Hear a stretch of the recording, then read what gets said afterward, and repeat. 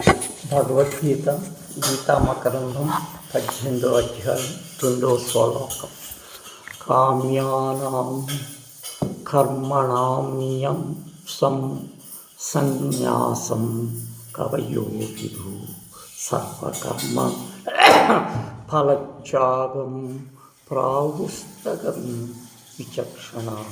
భగవంతుడు అర్జున, కామ్యకర్మలు వదులుటే సన్యాసమని కొందరు పండితులు చెప్పుదురు.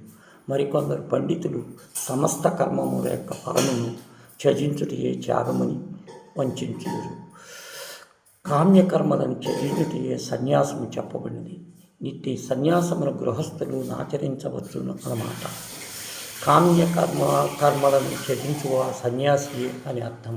సమస్త కర్మముల యొక్క ఫలమును త్యజించువారు అతడే ఆశ్రయము ఉన్నప్పటికీ త్యాగియే అగును. సన్యాసం అనగానేమి? కామ్యకర్మములను వదులుటయే సన్యాసము. త్యాగం అనగానేమి? సమస్త కర్మముల యొక్క ఫలములు వదులుటయే.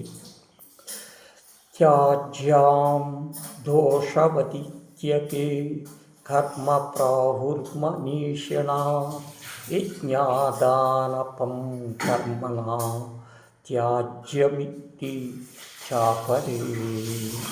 కొందరు బుద్ధిమంతులు దోషముల వలె కర్మములను విడిచిపెట్టుకుని మరికొందరు యజ్ఞములు, దానమును, తపస్సును ఉన్న కర్మలను విడువనని చెప్పుదురు.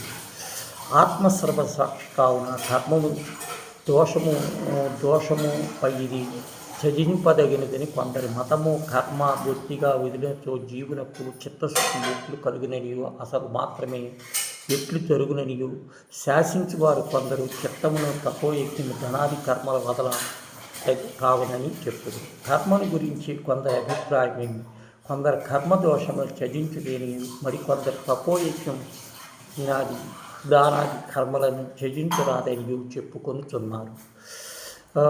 అసలు దేహయాత్ర ఎట్లు జరుగుతున్నది భావించిన వారి కొందరి చిత్తశుద్ధి కర్మలు తపోయజ్ఞముల వదలు.